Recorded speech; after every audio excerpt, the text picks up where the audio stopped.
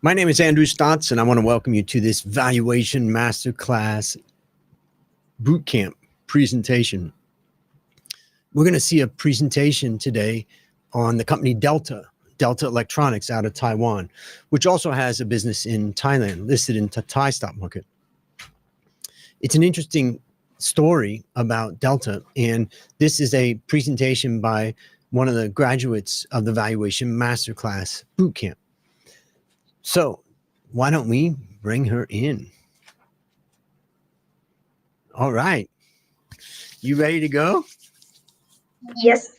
I think you are. I think you are. So before we get started, hold on one second.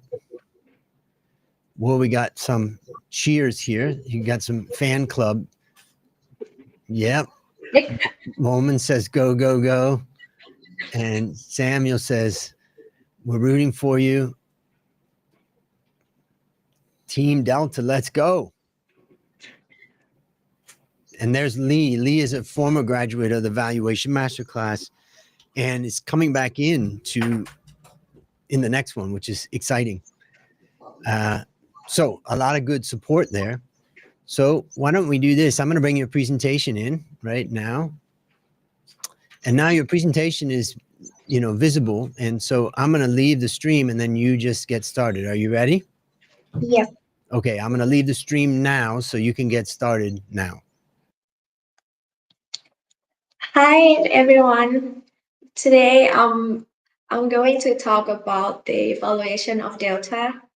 So I initiate coverage on Delta with a buy recommendation based on a target price of 427 Taiwan dollars, implying an upside of 14%. I derive my target price from a DCF-based valuation using a WACC of 11.1% and a terminal growth rate of 4%. So the highlight of this analysis, including AI search fuels explosive growth in data center, and I anticipate a better market position from the Alps Alpine acquisition and the potential cost pressure from the tariff, and I will walk you through right away. Yeah, so we're talking a little bit about Delta. So the company is listed in Taiwan Stock Exchange and is a global leader in switching power supplies and thermal management products. So Delta is benefit from AI search that drive data center growth, like AI ready data center capacity is expected to rise at an average of 33% from 2023 to 2030, and the industry needs more advanced power supplies and cooling system, which Delta has consistently been recognized as a top-tier provider globally. And I anticipate a better market position from the Alps Alpine acquisition. I anticipating the synergies from the acquisition from Alps Alpine's unique intellectual property in the field of power inductors and other R&D capabilities, and the potential cost pressure from the tariff. So the tariff has forced Delta to shift its production away from its current concentration in China to maintain the operation. Let's talk about the industry. So the IT hardware and equipment industry is booming yet facing on ongoing global risk that related to the climate change, which result in tighter regulation to mitigate the carbon emission like CBAM that implementation for the EU country.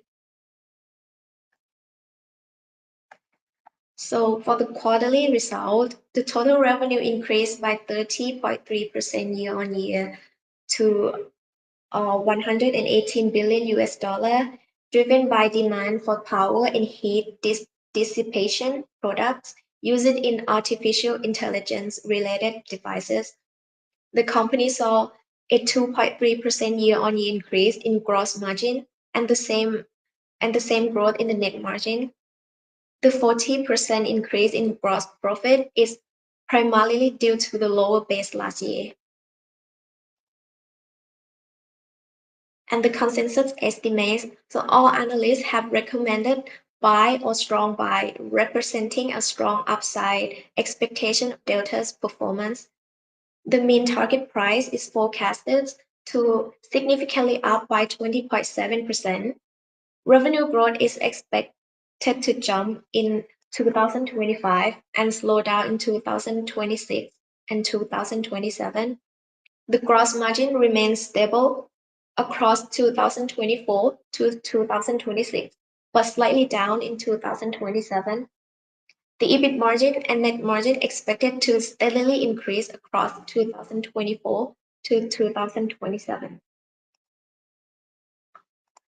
Let's talk about the Delta's revenue structure. So Delta's largest revenue stream is from power electronics, accounted for 50 to 52% in the past 3 quarters, and the revenue for this segment increased by 28% year on year.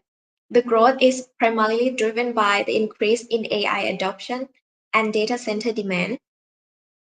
And the second largest revenue stream is from infrastructure segment that increased by 58% year on year. In this segment, Delta offers ICT infrastructure, energy infrastructure, and display, also involved in solar inverters, which have been successfully deployed at Europe's largest solar power plant. The revenue from infrastructure segment accounted for 24 to 29%.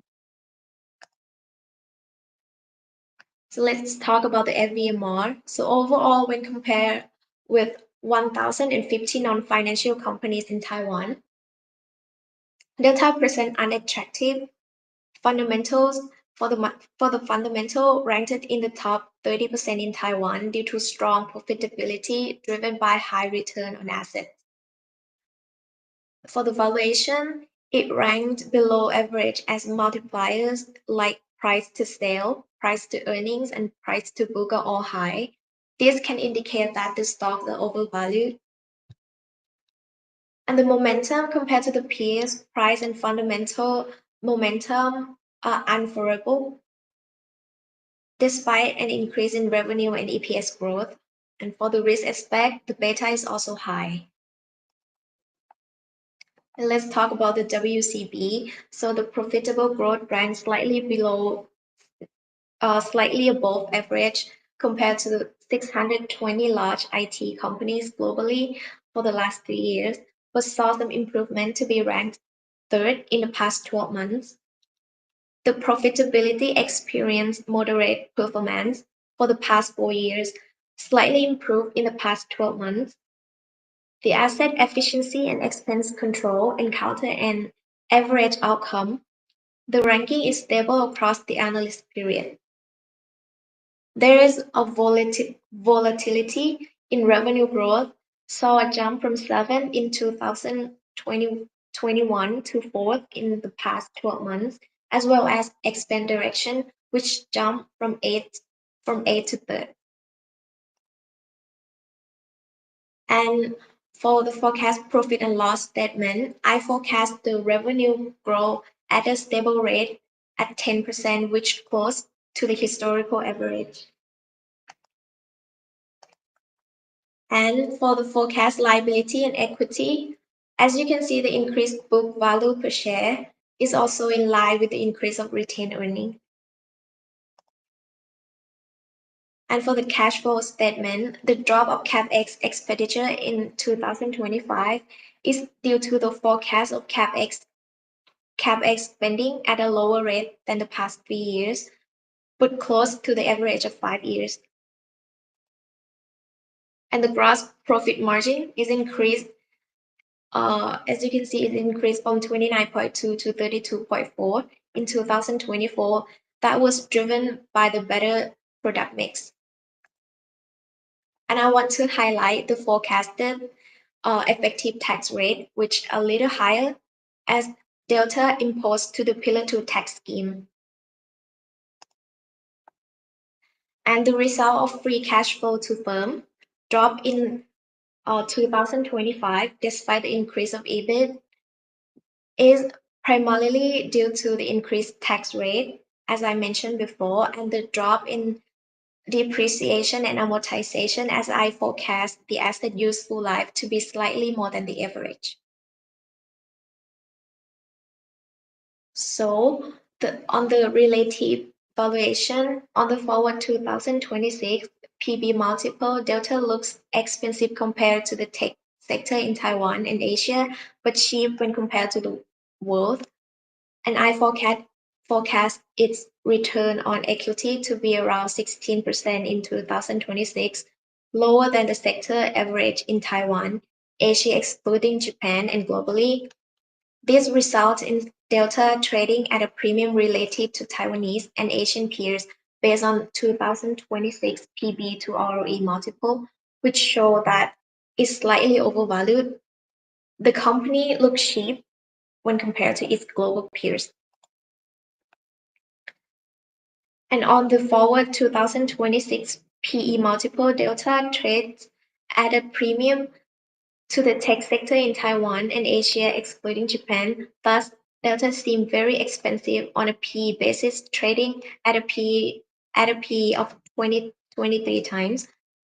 I expect the EPS growth to be positive in 2026 due to the improvement in gross and operating margins. Meanwhile, I expect the EPS growth to be lower than its peers at 8.7% in 2026. And this results in Delta trading at a premium based on this 2026 PE to EPS multiple compared to Asia, the world, and Taiwan. And I assume a risk-free rate of 1.5% given that the Taiwan Fed remains its rate and a market equity risk premium for Taiwan market of 10%. Delta has been a high beta stock, so I assume the beta of 1.1 times, which is equal to its 10 years average, resulting in a cost of equity of 12.5%. And I forecast a capital structure with around 12.7 debt to total capital. This results in a WACC at a discount rate of 11.1%. I use a high terminal growth of 4% and free cash flow to the firm because Delta has significant capex for growth and may issue and repay debt regularly. In my best case scenario, I anticipate a gross margin of 31%, leading to a value of $427 per share based on the free cash flow to firm methodology. This represents a 14% upside compared to the current market price. In my sensitivity analysis, the optimistic case assume a gross margin of 33%, resulting in a target price of $452. Conversely, in the pessimistic case, the gross margin is assumed to be 29%, yielding a value of $401 per share. So for the risk, the rising financial costs due to the tightened global carbon regulation. So we have CBAM and Taiwan's forthcoming domestic carbon system regulations that are breakthrough in global climate policy that will have direct financial implication for Taiwan exporters and manufacturers. And a limited power supply could delay the project. So a slowdown in the construction and expansion of data centers due to the power shortage would directly impact the demand of Delta's power and cooling product. And the last one is a double-edged sword of technological advancements. So there is a possibility that Delta's R&D will fail to keep pace with the rapid growth of advanced AI chips and data center architecture, which could lead to the product becoming obsolete quickly because this industry is evolving fast. Yes, so that's the walkthrough of my analysis. Thank you. Good. Can you go to your ratio page? Go up to the ratio page. I want to look at revenue growth forecasts. Ratio page. Just go up a few pages. Yep. Okay. Next page, I think it's down one. Okay. Let me see. I was just looking at revenue, in 2023 and 2024 was low at 4 to 5%. But then there was this huge jump in March. Now, you mentioned that there was some base effect from the prior period. So Yeah. how much of that, we see 14% in December, 30% in March. What would be a likely growth rate that you would expect in June, let's say second quarter? Would it be 30% or would it be less or more? What is the trend right now with revenue growth? I think it might be slightly more than 30% from from the research that they expected the US client to front load their order Okay. right before the tariff hits. And is that all front loading or is that real revenue growth in first quarter? I think it's front loading. Okay. Maybe it's temporary growth. Yeah. So then let's look at your 10% forecast in revenue in 25, 26, and 27. Now, on the one hand, you could say for a big company, that's pretty good growth. But on the other hand, the AI story that you told, and just the demand story that you told in the first story point that you went through showed huge growth in that segment. Yeah. Do you think that you're being realistic or conservative? How do you view the potential on the 10%? Is it more likely that the company would underperform 10%, like do 8 or 7, or is it more likely it would do 15 if you were wrong? Yeah, in my view, I was conservative. I have Okay. a conservative view on this as industry is kind of evolving fast. So it's maybe some uncertainty on this one. So if I was to take a strong positive opinion on Delta and say, I'm comfortable to get to a faster growth rate in revenue because I think the company can do it, what do you think would be a reasonable growth rate for me to pick over the next few years? I think it should be around 15. Okay. So that potential upside on the revenue growth is one positive that I can think of, in this particular case. Now, I just wanted to understand that we've got some questions coming in. So let's get to the questions here. Hold on one second. Yeah. So Moment's question is, what makes this company unique versus its competitors? I think they heavily investing in intangible asset, the R&D. Yeah, that contributed around 8 to 10% of their revenue, which I think is quite huge. So this is made and they have a plan to acquire more business, yeah, to get their R&D capability. So I think that might support their long-term growth in the future. Yeah. Okay. And another question is, what are the key factors contributing to the declining trend in net margin over the next 5 years in your forecast? Is it mainly due to cost pressures, pricing strategy, or business mix? Assuming that they got it right, that it's declining. So actually your profit margin is kind of flat, right, for net margin. Yeah. Maybe you can talk about what you think the profit margin, what's the potential? Right now you're saying 8.3 for net margin in 2025, 8.2 in 2026, and 8.1 in 2027. It's falling, but not by much. What do you think about what's the potential here? Is it possible that margin could go up or down from here? I think that from my view, I think there's some factor that pressure the cost, like maybe the tariff or things like they're, as I mentioned, that they're forced to diversification and they may need to invest or Okay. the cost may be increased. So what I'm hearing is there's a potential for upside on revenue, but unlikely to be much upside on net margin. Yeah. Okay. Next question. Ashkar says, do you think bulk orders by U.S. clients to avoid Trump's tariffs before they were to be implemented were also a key factor in the massive increase in revenue and profit in 2025? I think you've already said that, right, in the questions that I've asked. But maybe you could talk about the impact of tariffs, on this company, both when they were announced and then what you're expecting over the next, 12 months or so. Yeah, so the tariff is mainly on China, and Delta have the concentration of their production in China, like more than around 50%, which is a lot. And now they have a plan to diversify their operation into Thailand to India. So yeah, that's the effect now. So the tariff hasn't hit yet.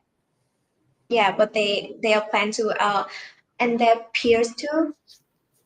Yeah, not just Delta, that they try to like moving out from China. So Delta's already got great exposure in Thailand. Besides Thailand, are they?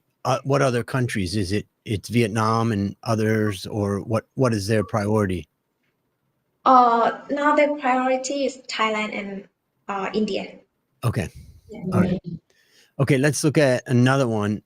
So Moment's asking, what would be the main reason to take the share price up? In other words, do you see any catalyst or anything that could cause, when you look at the share price, it's so flat, right?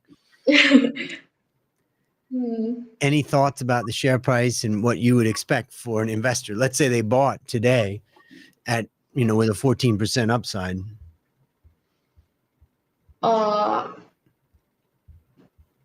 Can you repeat the question again? Sorry. What if I bought today based upon your recommendation of 14% upside? How long is it going to take before I get that 14%? Is there good news coming and the share price is going to go up, or is this like a steady, stock that I should just have in my portfolio and just let it go? I think it's kind of steady for me. Yeah, from my view, there's no like a huge jump, like from historical to and we can see this big 50% payout. So yeah. All right. Another question is, tell us about your 4% terminal growth rate, because if you didn't have 4%, this share price could be very close. I mean, the value that you come up with could be very close to the current price. So why did you choose 4%? As I said, like it's supported by the R&D, from the R&D investment, the heavily investment on R&D, which I think that may support the long-term growth. Right. Okay.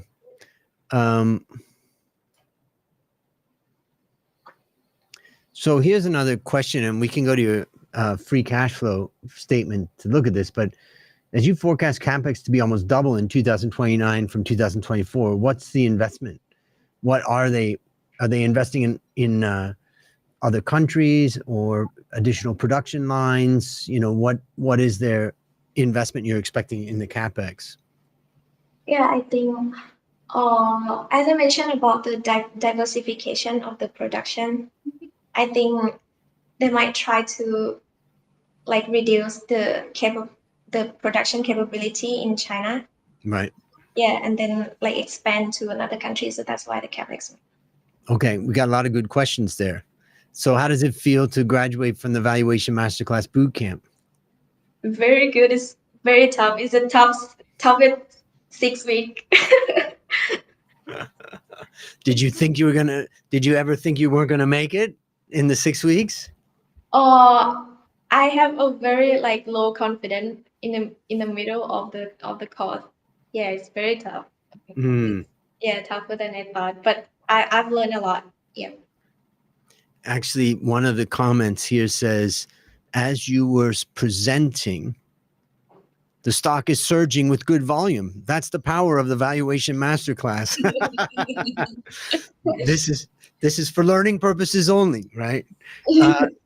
And What was the most valuable part of the valuation masterclass for you? Yeah, so I think it's not just technical learning from here about the valuation, but you also learn about the storytelling, because like no matter how you accurate for the valuation, but if you cannot tell the story about the number, then maybe it's useless. Nobody can get it, right? Mm. Yeah, and that's hard to get, in a lot of classes and stuff like that. Even for me, I just learned it, as an analyst, that people didn't listen to me if I didn't have a good story. And how would you describe your transformation? You're a different person today compared to 6 weeks ago, but in what way? Uh, I learned to do multitask. Yeah, multitask, and then yeah, I think what I improve is how what can you tell how can you tell a story from what's in your head? How can you tell people what you think and make them get it? Yeah, Mhm. not just talk, not just speak it out. Right. And tell me why did you decide to attend the valuation masterclass? Like, what was your situation when you were considering it? And then what was it that said, okay, I'm gonna devote my time to this for the next 6 weeks? Yeah, I want to learn about evaluation. Yeah, for my career growth. Yes. Uh, but at first I thought it was like maybe a like small task or small cause of violation, but this is like a totally different thing. Yeah, so that's all my career growth. Yes, I want to improve the technical knowledge of valuation. Well, I think you're on the road. So you're on the road to getting there. So that's exciting. And I think you did a great job. So you should be very proud. And most importantly, now you can relax. Thank you. And I'm going to see you on graduation night tomorrow night. And then we'll celebrate. Okay. Okay, thank you All so right. much. Well done. Well done. Thank you. Well, that's a great demonstration of the type of valuation reports that we do in the Valuation Masterclass Bootcamp. That's a full report. And she's been working on that report for probably the last 3 weeks to get everything set. And then she's been practicing going through her numbers. And I think she did a great job. It also gives us a little picture on Delta. Delta, my observation is Delta is a very good company. It's a steady company. It's not cheap, on a PE basis, price to book. And the returns are not excessively high, like we see returns at US tech companies. This is really a manufacturer that's getting a return of maybe 15% or 10 to 15% ROE with a 50% payout.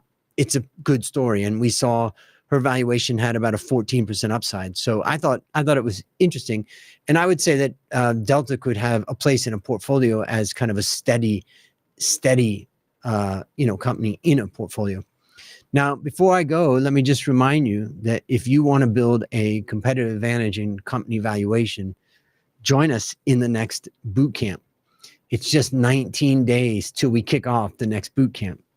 Now, if you use the QR code here and the link, as well as the coupon code, you can get a $900 discount. But this offer lasts for 7 days from now. So make sure that you grab it. My name is Andrew Stotz of the Valuation Masterclass, and I really want to encourage you to build a competitive advantage in company valuation. See you next time. Maybe it'll be